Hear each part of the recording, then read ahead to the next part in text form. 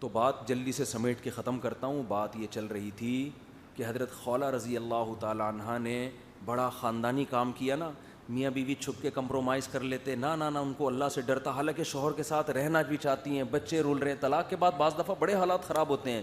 نہیں بھائی, جب تک نبی سے فتویٰ نہیں ملے گا اس وقت تک شوہر کو قریب آنے نہیں دوں گی, شوہر کے ساتھ ہی رہوں گی. اور نبی سے فتویٰ نہیں مل رہا تھا تو پھر کس کی طرف دیکھ رہی تھی؟ اللہ کی طرف, کہ اللہ جب تو کچھ حکم کو چینج کر دے. قرآن کیا آیتیں نازل ہوئی, قد سمیع اللہ, سن لی اللہ نے بات. یہ قد سمیع جو ہے نا, یہ ہے پریزنٹ پرفیکٹ ٹینس. جب ہم کہتے ہیں نا آئی ہیو ڈن, میں یہ کام کر چکا ہوں, یہ ہو گیا, ٹھیک ہے نا, ایسے موقع پہ کہتے ہیں نا. اللہ فرماتے ہیں قد سمیع اللہ, اللہ نے سن لی بات. کیا مطلب؟ اب رزلٹ آ گیا ہے بس. قول التی تجادلک فی زوجہا, اس خاتون کی بات جو اے نبی آپ سے اللہ کے بارے, اپنے شوہر کے بارے میں جھگڑ رہی تھی. وتشتکی الی اللہ, اور شکایت کس سے کر رہی تھی؟ اللہ سے, کہ اللہ تو کچھ حکم تبدیل کر دے. پھر اللہ نے آیتیں نازل کی. تو یہ اتنا بڑا مقام حضرت خولہ کو ملا. دیکھو نبی پر وہی دو طرح سے آتی تھی, قرآن والی اور ایک حدیث والی. حدیث والی وہی وہ ہے جو پیغام اللہ کا ہے مگر الفاظ کس کے ہیں؟ نبی کے. حدیثیں بھی تو وہی ہے نا. اور ایک وہی قرآن والی ہے جس میں الفاظ بھی کس کے ہیں؟ اللہ کے. جو نماز میں تلاوت اسی کی ہو سکتی ہے, دوسری وہی کی نماز میں تلاوت نہیں ہو سکتی. اس کے ایک ایک لفظ کی حفاظت کا اللہ نے وعدہ کیا ہے. جو قرآن والی وہی ہے کہ وہ ایک حرف بھی قیامت تک تبدیل نہیں ہو سکتا. اس وحی میں ان کا تذکرہ ہوا. تو یہ اللہ نے پروٹوکول کیوں دیا؟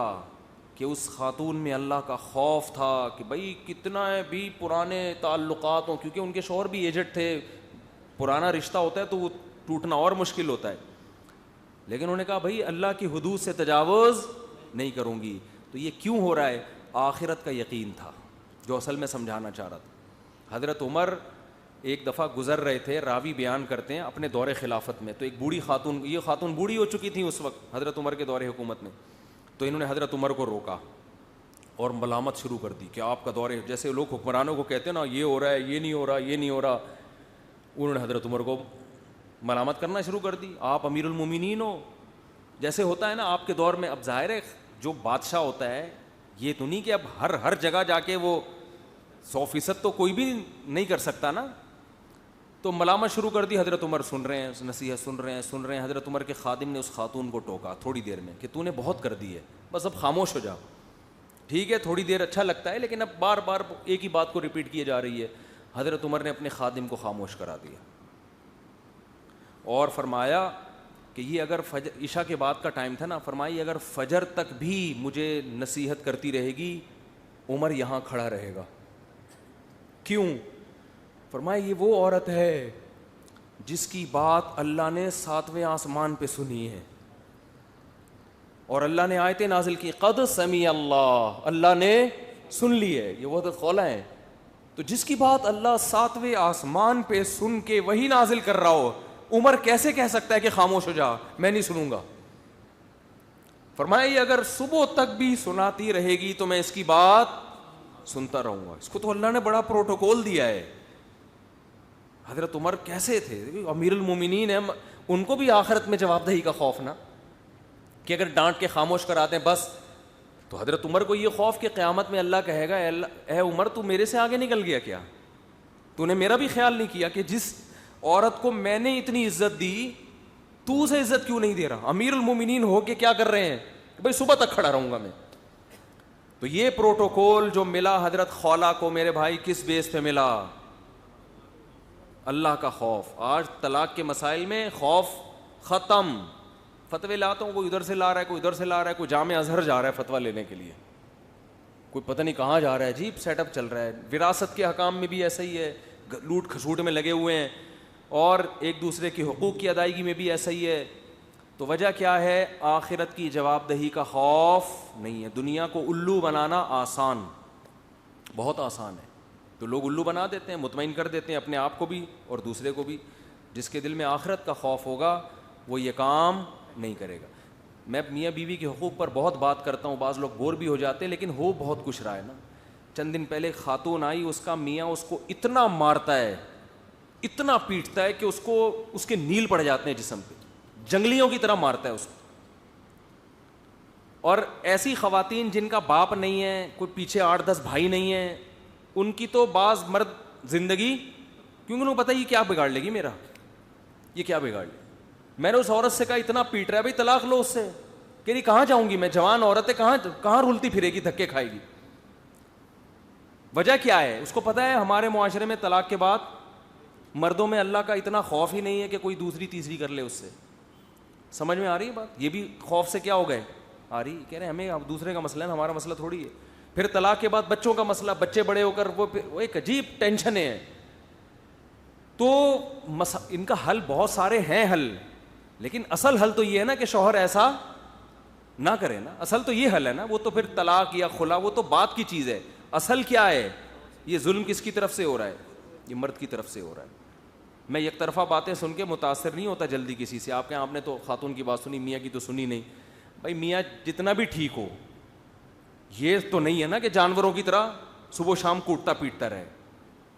اتنا تو کسی کو شریعت آگے جانے کی اجازت نہیں دیتی نا. تو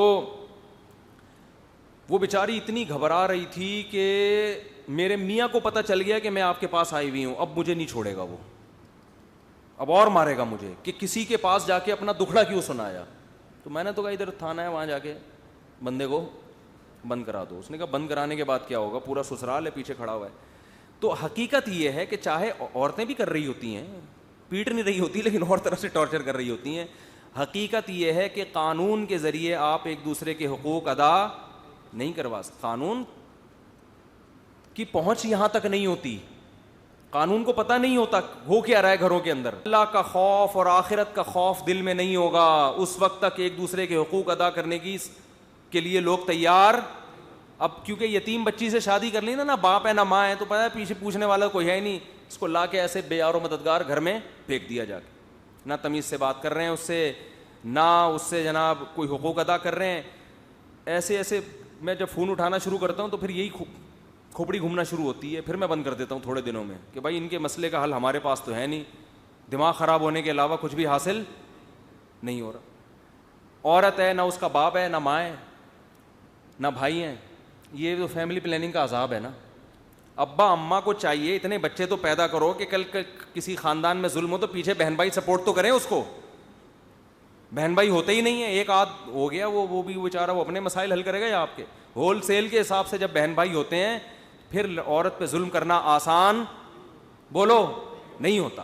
پھر وہ کوٹ کے دکھائے, پیچھے 6 سالے آ جائیں گے, بولیں گے تو سالوں کے ڈر سے حقوق ادا کرے گا. وہ نہیں آ رہی میرا خیال ہے بات سمجھ. تو حکیم الامہ نے لکھا ہے کہ ایسے خاندان میں نا جہاں لڑکی کے بھائی ہوتے ہیں وہاں پھر حقوق ادا ہونے کا امکان زیادہ ہوتا ہے. ان کو پتہ ہے کہ یہ پوچھیں گے آ کے, یہ بھی چترول لگا سکتے ہیں. اب خام خواہ میں بہنوئیوں کو کوٹنا نہ شروع کر دیں جا کے. تو کیا ہے کہ اللہ کا خوف. ہاں عورت ہے جس کا ابا نہیں ہے, اب کیا ہے بیوی سے کموا بھی رہا ہے, کما کے بھی خود لے کر آؤ گے. اب وہ بچوں کی وجہ سے مجبور ہو جاتی ہے کہ میں ان بچوں کو لے کے کہاں گھوموں گی. بچوں کی وجہ سے کوئی شادی بھی نہیں کرے گا. جو مالدار گھرانے ہیں نا وہ تو سروائیو کر جاتے ہیں, کوئی بات نہیں, اپنے گھر بٹھا لیا کوئی غریب گھروں کے مسائل بہت خطرناک ہیں. آپ کہہ سکتے ہیں بھائی کوئی بات نہیں, گھر آ کے ابا کے گھر کھائے نا. وہ ابا کہہ رہے ہیں میرے پاس کھانے کو روٹی نہیں ہے, یا ابا ہے ہی نہیں. اکثر تو ان کے ساتھ ہوتا ہے جن کے ابا ہی نہیں ہے. تو وہ کیا کرے گی بھائی, پھر وہ تو بڑے مسائل ہیں. لبرل لوگوں کے پاس ایک ہی حل ہے کہ سب کو جاب پہ لگا دو. سب کو کیا کر دو, جاب پہ. جب آپ نے سب کو لگا دیا نا تو یہ خاندانی نظام تو ہو جائے گا آہستہ آہستہ تباہ. تو کھانے پینے کا تو انتظام ہو جائے گا, پھر حلال حرام کا فرق بولو ختم.